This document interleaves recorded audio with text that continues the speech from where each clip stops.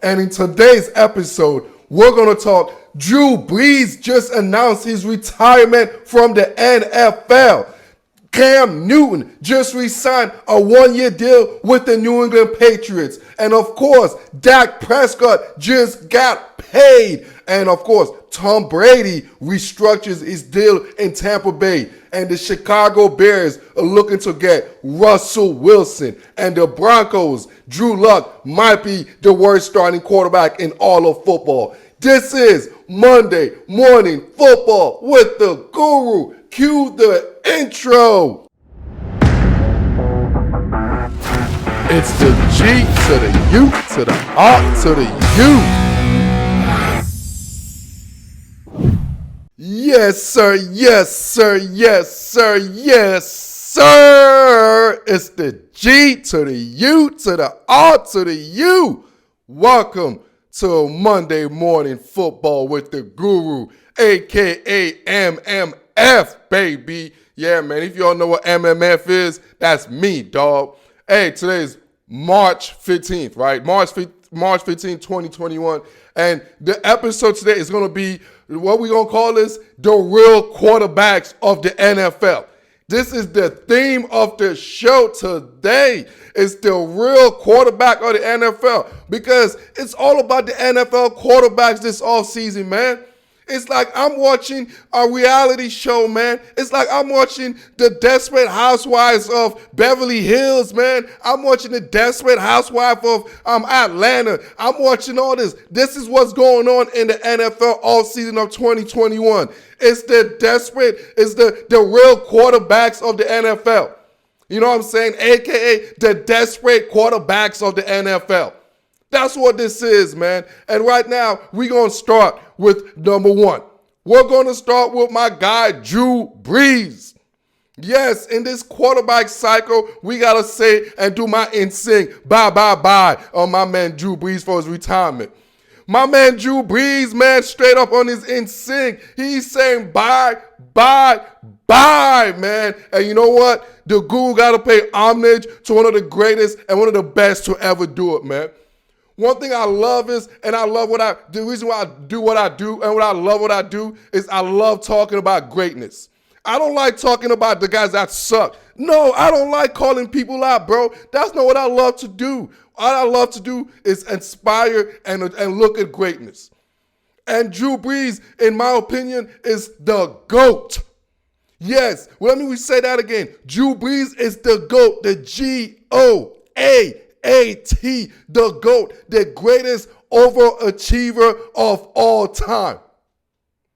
Yes, my man, Drew Brees, listed at 6 feet, 209 pounds. We all know that's a damn lie. That's straight up cap. Straight stats capping right there. We know Drew Brees is 5'10", maybe 190 pounds, soaking wet, bro. One of the greatest to ever do it in the NFL. This dude, why I call him the greatest overachiever of all time? Because he did not supposed to achieve what he achieved. Why they call you overachiever? Because what he did, he overachieved what he's supposed to do. We talk about Tom Brady as, oh my God, one of the best overachievers. No, sorry, Bob. I beg to differ. We look at Tom Brady's combine and all that. They're like, oh my God, what an overachiever. No, sorry, Bob. Tom Brady had the prototype quarterback. We thought he might be slow and have no muscle mass, but Tom Brady's like 6'4". That's right. Drew Brees went to Purdue University. My man went to Purdue in West Lafayette. I don't even know where West Lafayette is. I don't even know where Purdue University is, homie. My man went to the university in the Big Ten nobody even heard of, and he made a name for himself, dog. Overachieved in Purdue. Before Drew Brees went to Purdue, I've never heard of Purdue, dog. I've never heard of Purdue, dog, ever in my life, dog. And trust me, I love me some sports and football. I know football. If you play football in Germany, I know you. You play football in Alaska, I know you. Trust me, I'm the G to the U to the R to the U. Nobody wanted Drew Brees, dog. Nobody wanted him. He went to freaking Purdue, played against Tom Brady and those big-time schools in the Big Ten against the Ohio State Buckeyes. against the Michigan Wolverines, man. Going against future Hall of Famers. While he was playing at Purdue, throwing the football to Vinny Sutherland.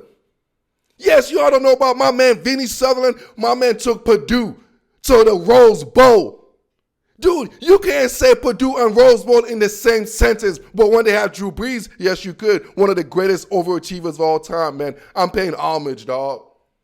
Man, I'm paying homage to respect, man, because I'm putting K in his respect name, dog. No, let's see, we better respect my man Drew Brees, greatest overachiever of all time, the GOAT. The GOAT. Not only did he do that, but my man Parlay, I remember the 2001 draft, man. Michael Vick, the number one quarterback. Michael Vick, LT, went 1 and 2. And then the first pick of the second round, the San Diego Chargers picked Drew Brees. Yes. Even in San Diego, they didn't want him there, dog. Talking about having freaking, oh my goodness, Drew Brees, the greatest overachiever of all time. Talking about having adversity tolerance, man. Adversity tolerant. He went to San Diego and they couldn't get rid of him quick enough, bro. They were like, oh, nah, man, this dude can't do it. Just like everything else, he's too small, he's too short, his arm is too weak. He can't make it in this league, dog. So you know what the Chargers did? They drafted a guy that I thought that looks the part in Phillip Rivers. 6'5", guy with an arm. The guy with an arm, because looks, man, that's all about the optics. Drew Brees, you look at him, dog, if you got to pick quarterbacks, of all the quarterbacks historically in the NFL, and you put him in a playground, I bet you, and if you have to pick all of them, Drew Brees will be the last quarterback pick in the playground, dog. If you put all the Hall of Fame quarterbacks together, Drew Brees will probably be the last quarterback you pick, and he has no problem with that, because that's what makes him the GOAT, the greatest overachiever of all time, dog. You stack him up. I'll stack up Drew Brees 5'10", 195 pounds ass against any quarterback in the league, dog. And he got stats. He got receipts to prove it, dog. And I got receipts to read out to y'all, man. I got my man receipts to read out to you. I'm looking down because I got to pick up this receipts, man. Y'all know when you go do groceries and get receipts, you got to always pick it up because the receipts are everywhere, dog. So I'm picking up my receipts on Drew Brees, dog, the NFL career leader in most passing yards. Mr. Overachiever, dog, led the league of all the passes in the history of this NFL. All the Dan Marinos, the John Elways, you name them.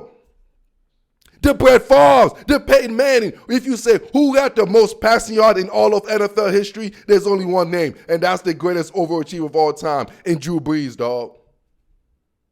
In Drew Brees, dog. And let's go. Continue one of my favorite stats. My man got 5,000 passing yards, dog. 5,000 passing yards. No one has done that in the NFL before. Ain't no one in the history of this league. My man Drew Brees done it, man. My man got the most 300 passing yards in his career, man. 123 career 300 passing yard games, dog. Ain't nobody in the NFL history has that, bro. I could keep going on, man, because what Drew Brees have done, man, he inspired people like me, bro. His leadership qualities. My man left the San Diego Chargers, went to the New Orleans Saints, and became one of the greatest things of all time. Paying homage to my man Drew Brees, man. I know y'all, my people on the audio on the podcast, y'all can't see me. But for the people on the YouTube, I got to pay homage to Drew Brees. This is one of my favorite Drew Brees things, man. Every time I watch New Orleans, tell me you don't see Drew Brees doing this. Drew Brees straight licking his fingers. Oh, nasty tongue-ass Drew Brees, dog. Drew Brees always lick his fingers and rock. That's what I see. I've been studying Drew Brees his whole career, dog. His whole career. This man got more passing yards than any quarterback in NFL history, and you can't name any of his receivers, dog. This man was throwing balls to Robert Meacham. He was throwing balls to Lance Moore, Marquise Colston. I mean, he's throwing balls to no-name guys, dog. That's what I'm saying. He's the greatest overachiever of all time, Drew Brees, and it's been a pleasure watching you play this football game, dog. It's been a pleasure, and it's been an honor watching a guy that's 5'10", 195 pounds with a weak arm became one of the greatest quarterbacks to ever do it, became the greatest overachiever of all time. When everything's said and done, he became a first ballot Hall of Fame, and he got more accolades than underachievers like guys like a Aaron Rodgers, guys like a Dan Marino. When you talk about Drew Brees, you talking about a guy that never give up. You talking about a guy that always put his team first. You talking about El Capitan. El Capitan. The NFL will miss Drew Brees. Yo, man, we gotta start up with that, man. Like, El Capitan, Drew Brees, through it all, man. Hey, it's so funny, right? Back then when they used to have EA Sports, NCAA football, man, I used to love running with the Purdue, man, with Drew Brees, with Vinny Sutherland, man. I'm talking about that wide open offense. Drew Brees licking his hand and just, oh, man, that's my shit. My shit. Drew Brees, man, one of the greatest overachievers of all time, the GOAT. Now I got to talk about, I'll go ahead and say one of the greatest underachievers, man. From one of the greatest overachievers to one of the greatest underachievers of all time in Cam Newton. And Cameron Darrell Newton re-signed a one-year deal with the New England Patriots. So it's Cam and Bill part 2. So when I was thinking about this, man, it got me, you know me. I'm always thinking, man. I'm always thinking. That's what they do. I'm the thinker, man. Let me do my thing. I'm the thinker, just thinking, man, my little thinking pose. You guys on the audio, you can't see that, man, but what this got me thinking, bro, it's like it brought me back into the Guru, while back in my Guru's adolescent stage, man, adolescent stage. I used to always go to my aunt's house, for the summertime. From the summertime, we used to go to my aunt's house, man. She used to live in Jamaica. Jamaica, Queens, man, in New York. Jamaica, Queens, man. Early my childhood, man. I used to go there in the summertime in New York, man. The Guru, a D.C. guy, man. D.C. area guy, so we went to New York. So every summer, we used to spend about a month there. I used to spend a month there, right? And then there was this one summer, man, there was this one young lady. This one young girl, she was a little Puerto Rican girl. Puerto Rican-ass mama, man. I'm talking about she was a 15-year-old. Bow. Yeah, you know how them Latinas, when they're 15, they look like they're 25. Yeah, I was like, oh, my God, that's a grown-ass woman. Yeah. So we have this little connection, man. We had a connection. You know what I'm saying? And some people call it a summer fling. A summer fling. So when I look at Cam Newton to the New England Patriots and Bill Belichick, this kind of reminded me of my summer swing, man, with Janet. That's her name, man. I ain't never forget Janet, my little Boricua, man, over there from Jamaica, Queens. I was young, but, anyways. I look at Bill Belichick and Cam Newton, and I'm like, man, this is a summer love, man. This is one of them crush, man. You and I both know this is not going to end up going nowhere. We know at the end of the summer, we got to go our separate ways. We know that.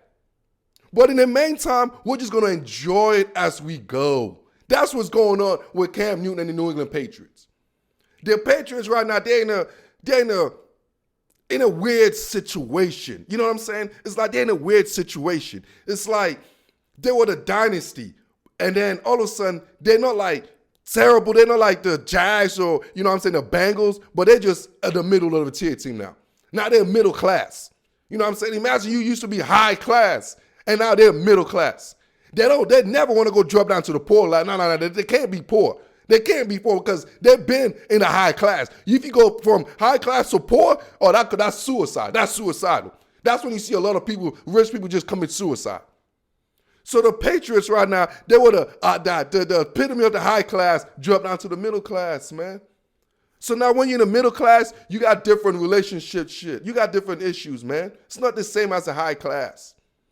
So this little puppy love with Cam Newton and Bill Belichick, yes, it's beautiful because guess what? Because it's early in the summer. Oh, of course, because we just got here. I just met Janet. Oh, yeah, it feels good. Yeah, it's the beginning of the summer because I know I still got a few more weeks, man. But as it gets closer to the end of the season next year, As they get closer, a decision is going to come. A decision is going to come with the New England Patriots and Cam Newton. This little puppy love, this little Band-Aid, this always happened. It's the last day, and I got to go back home, and Janet got to go back home. We got to go our separate ways. What are you going to do? Are you going to establish a long-distance relationship, or are you just going to end it right then and there and just kill the Band-Aid? What you going to do? New England, yes, is the first month of the summer, first week. So, yeah, it feels good. It feels good right now with Cam Newton. Feels good. It feels like, yeah, the Patriots look like they're a playoff team. Oh, my God, they won 7 games last year. Cam Newton, year 2. Nah, bro, you ain't fooling me, homie. I don't believe it. I do not believe it, man. The AFC have gotten too good, man. The AFC have gotten better, and I don't think the New England Patriots have gotten better. And I think the addition of adding Cam Newton for another year stopped the Band-Aid of making them worse, but it just retained them in the middle class, man. Because at the end of the summer, there's going to be a decision that's going to be made. And at the end of this season, New England, there's going to be a decision. Either you're going to get a real relationship or you're going to continue your summer love, man. You know what I'm saying? So we're going to take a quick break. But when we come back, I got to talk about the Dak Prescott situation and that signing because we missed it last week, man. When we did the show, the very next day, that's when he did his signing. So I'm going to give you all my thought on Dak Prescott and the Dallas Cowboys, man. And this is Monday Morning Football with the Guru. You are listening to Monday Morning Football with the Guru. For more sports content, visit youtube.com/World of Sports Network. Yes, sir. Yes, sir. Yes, sir. It's the G to the U to the R to the U. Appreciate y'all, man. Appreciate y'all. You guys on the podcast, y'all keep listening, man, and y'all got to rate us. That's how we got to hit that algorithm, to be the #1 sports show in all the platform. We need your assistance. So you got to make sure you guys on the audio version, you got to rate us. You guys know the drill, man. I ain't got to school y'all. I ain't no drill sergeant. And you guys on our YouTube page, you guys keep doing what y'all are doing as well. And leave, like, comment, share, before we get that #1 spot. You know what I'm saying? Before we hit that #1 spot, we need your help, man. Y'all keep doing what you're doing. Subscribe, hit the bell. Y'all know the drill, man. I ain't no drill sergeant, man. I'm the Guru. That's what I am. So now let's move on. Let's talk about America's team. America! United States of America. The good old red, white, and blue. And Dak Prescott. Guess what? Ladies and gentlemen, all of America, America's team, America's quarterback is finally being paid in full. Dak Prescott, after the last, seemed like 20 years, it seemed like we've been talking about Dak Prescott and his contract. It's finally done. Dak is one of the highest paid players in NFL history. Blase. We all know what that is. We know the numbers. Here, I ain't going to talk about all that. We're going to talk about what does this mean for the Dallas Cowboys. You know what this means for the Dallas Cowboys? It means the Dallas Cowboys right now are going to stay at minimum level mediocre.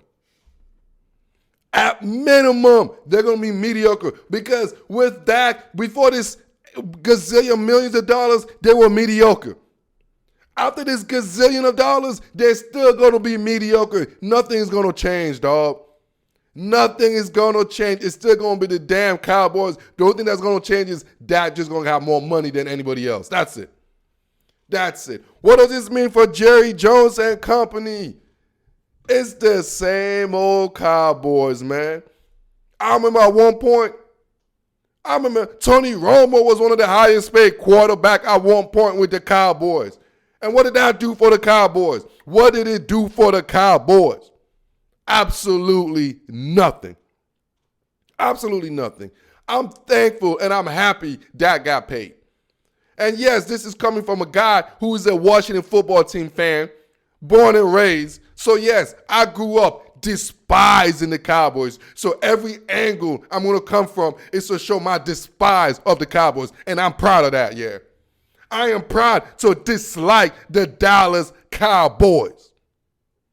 And with that said, I'm going to be real here. The Washington football team are the best team in the division.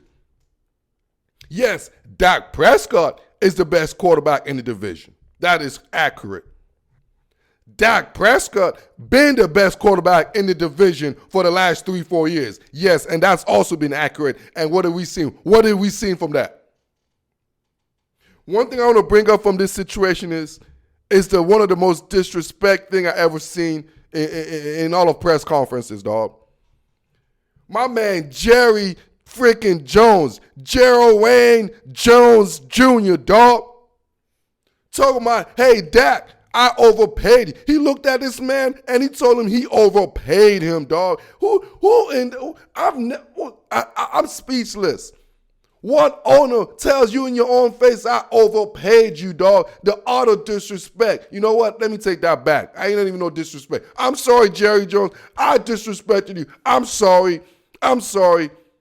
You earned the right. You earned that right. My bad. You got that check. So you earned the right, dog.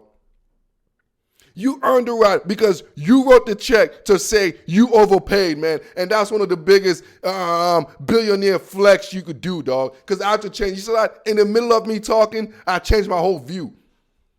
Because I just saw it. I'm like, what am I talking about, man? Jerry just flexed on us. The same way he flexed on us during the draft with the yacht. Jerry just flexed on us. He's like, hey, yo, Dak, man, I got so much paper, dog. I'm going to overpay your ass, homie. And I'm going to tell you about it, man.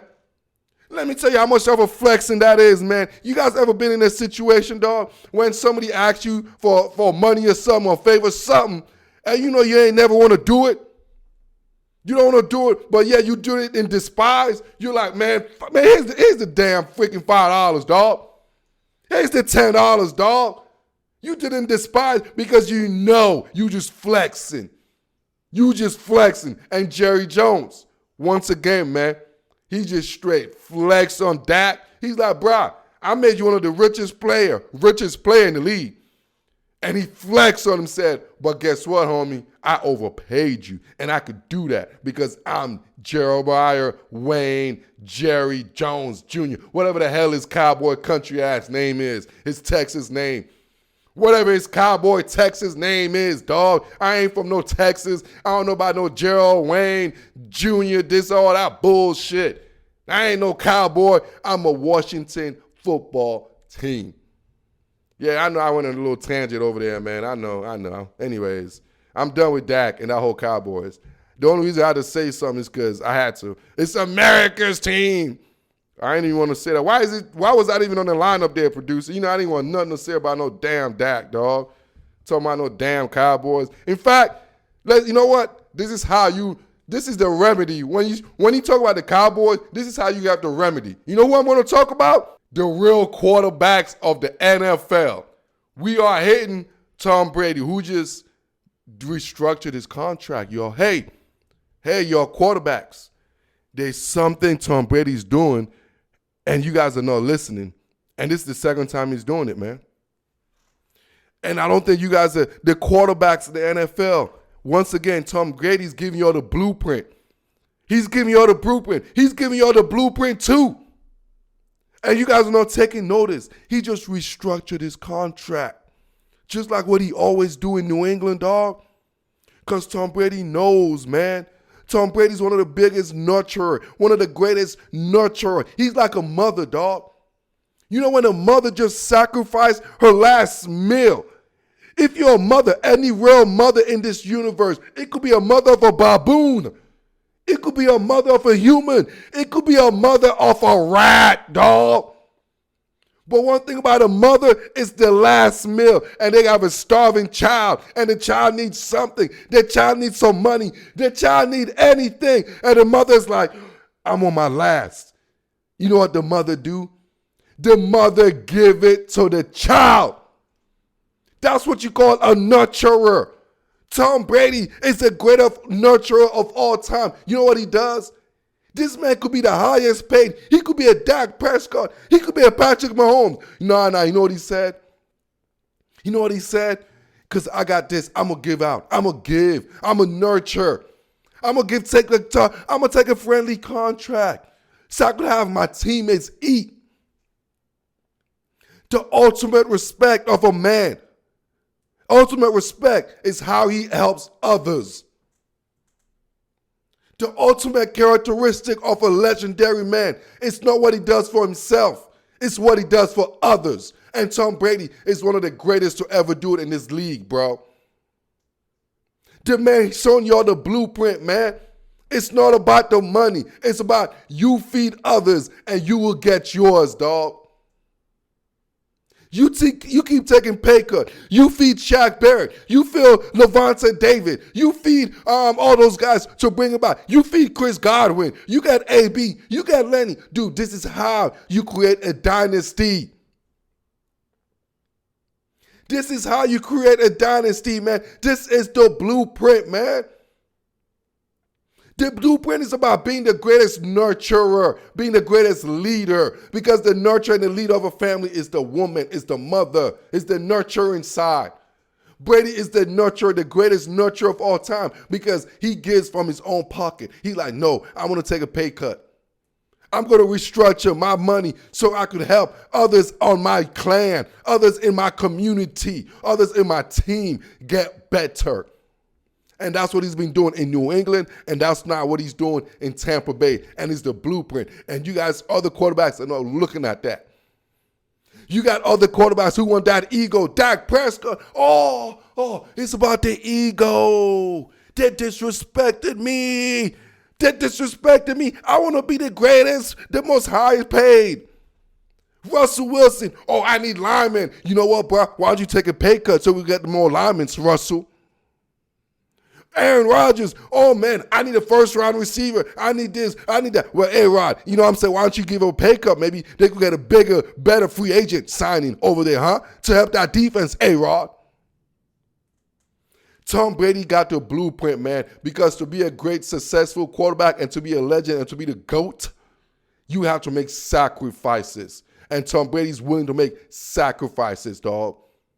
To be the boss and to be the GOAT, you got to sacrifice. And Tom Brady sacrificed his paycheck. That's what. And his ego. And a lot of these other quarterbacks, a la Russ, a la Aaron Rodgers, a la a bunch of other quarterbacks in this league, still haven't seen the blueprint, which is you be the nurturer. Your goal is to get everybody else rich. In return, you will get rich.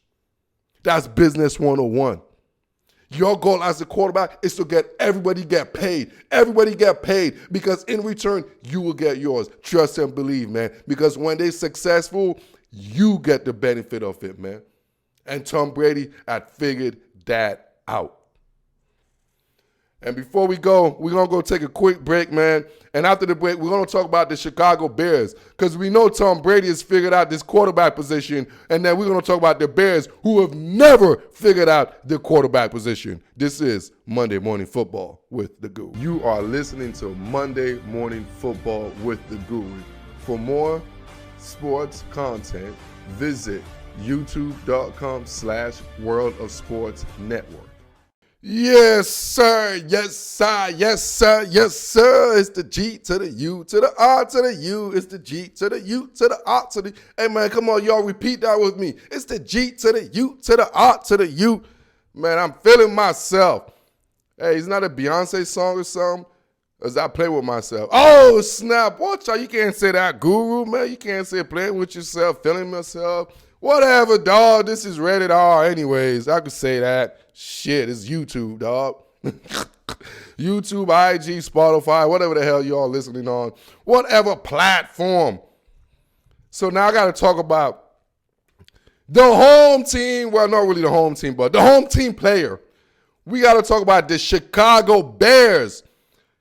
Talking about Russell Wilson because Russ gave one of his list of teams and the Bears are one of the teams. And right now, the Bears are falling for the trap.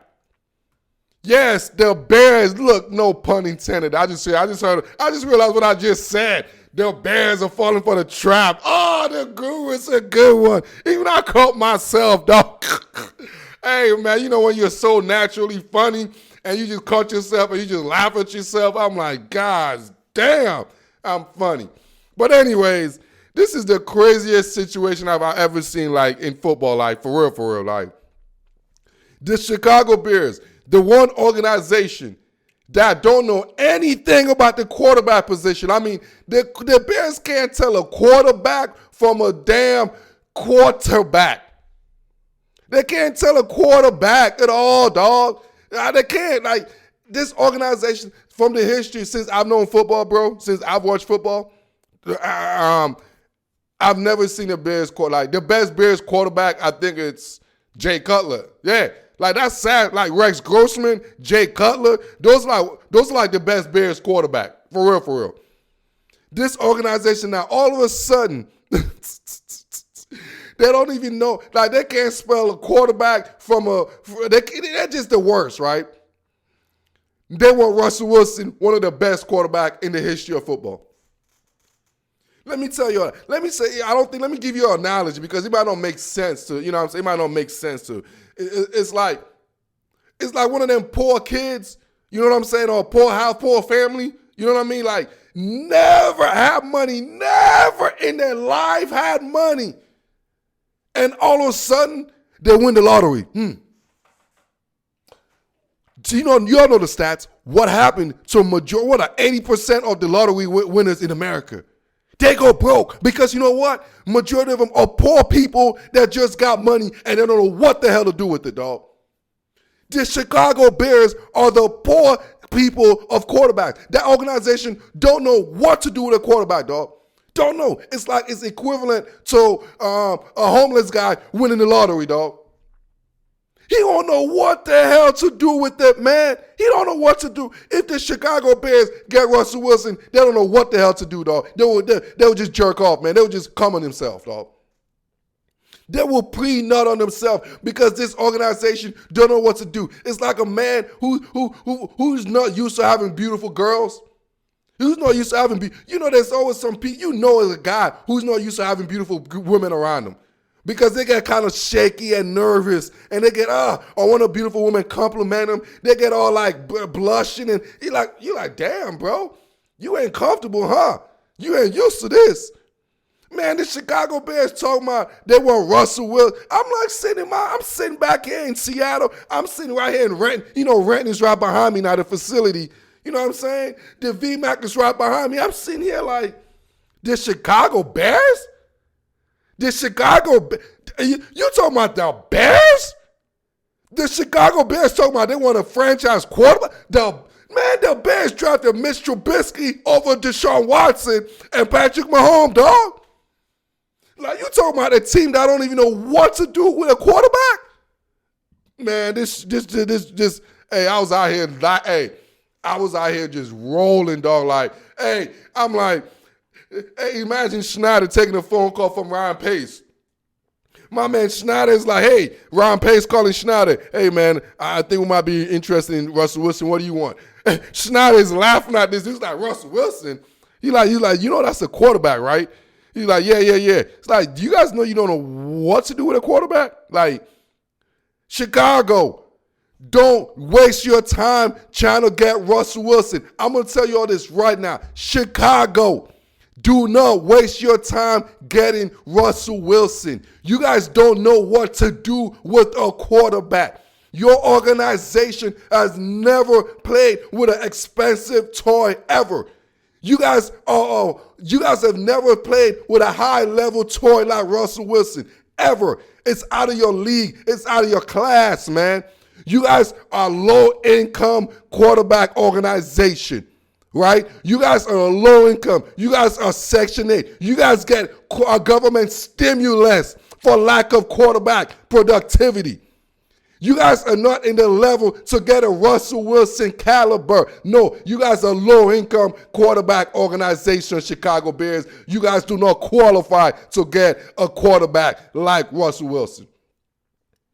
Your history shows, your receipt in Chicago shows that you don't have the receipt, the necessary financial resources, the necessary aptitude, the necessary anything to have a guy like Russell Wilson in your organization.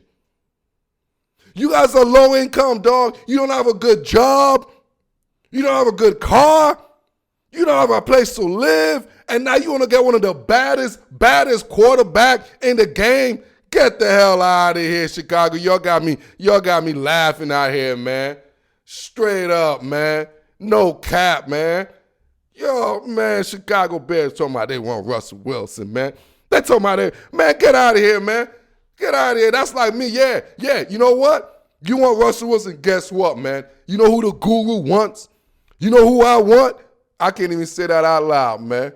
Because if I say that out loud, I look like a fool, just like the Bears looking like a fool talking about they want Russell Wilson. Anyways, we got to go to our last topic, man. Our last topic, and it's about Drew Luck over there in the Denver Broncos, bro. And I got to go ahead and say this, dog. Denver, you guys are in trouble. Denver. You are in trouble. The Denver Broncos, going into 2021 season, you guys got the worst starting quarterback in all of football, dog. Yes, sirree, dog. In that division, they got guys like Patrick Mahomes, guys like Derek Carr, guys like Justin Herbert. Oh, my goodness, bro. Hey, Denver. We got a problem. Drew Luck. Hey, buddy, I think your luck is running out in Mile High, dog. Drew Luck is one of the worst starting quarterback in history. In the NFL coming this year, dog. Let me tell y'all this. Last season, Drew Luck completed 57% of his passes, dog. 57, dog. Even in school, that's an F, dog. That's a failure. 57, that's an F. In school, you're going to get that grade F. In the NFL, it's called an F. Yes, it's just FF. My man threw 16 TDs and 15 interceptions, and that's year 2, dog. Let me give you an example. My man Justin Herbert, a rookie who started like 10 or 12 games, dog. Justin Herbert, my man, threw, and he got 66% completion ratio. Yes, 66, man. 31 touchdown and 10 interception. My man Justin Herbert, who's just a rookie, is already better than Drew Luck. Already. Derek Carr threw for 27 touchdowns and 6 picks last year, dog. 27 and 9 last year. 27 touchdowns and 9 picks last year, dog. Completing 67% of his passes. Patrick Mahomes completing 66% and threw for 38 touchdowns and 6 picks, dog. The Denver Broncos, listen to the quarterbacks in your division. Patrick Mahomes threw 38 touchdowns and 6 picks with completing 66% of his passes. Derek Carr completed 67% of his passes, 27 touchdowns, and 9 picks, man.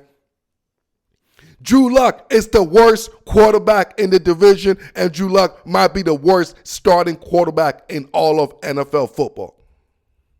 This dude ain't got it, dog. I am sorry, dog. Drew Luck, you ain't got it. This man think he got a little swag, dog. He threw a touchdown. He trying to dance. Who do you think you are, dog? Who do you think you are? You ain't Cam Newton. You ain't got that swag, homie. What have you done in this league, dog? The only thing you've done is throw incomplete balls and threw a whole bunch of interception and get strip fumble. Like, you are not it, homie. One thing in life, dog, I always tell people, it's easy. One thing about life, this is when you know Drew Luck is not it. One thing about life is, if you're going to be good, you could tell quick. It don't take, if you're going to be good, you could tell if somebody's going to be good or great within moments. It's easy. Within like the first three, 4 weeks, you know if somebody's going to be great or not. Easy. Because greatness shows quick, early. Shows early. If you're in a situation where you're uncertain, that means you're not great. Greatness never come late. No. There might be a late bloomer, but there's not no late greatness. Negative. Greatness is about early. That's what greatness is. To be great, and which is longevity, that means you got greatness early and in an extended period of time, dog. Greatness don't come late. Drew Luck, I've seen enough games, dog. I've seen 2 seasons of you, dog, and you are not it. You're not even great. You're not even good, dog. You're trash, homie. Yes, you're just like what I do on Thursday mornings. You know what I'm saying? I take my trash out every freaking Sunday. Every Sunday, you bringing your trash to Mile High, dog. And I think this is going to be your last year because your luck has just ran out, man. And just like Drew Luck has ran out, my time has just ran out on Monday Morning Football with the Guru, man. Y'all know the drill. Like this, love this, share this, and I am out.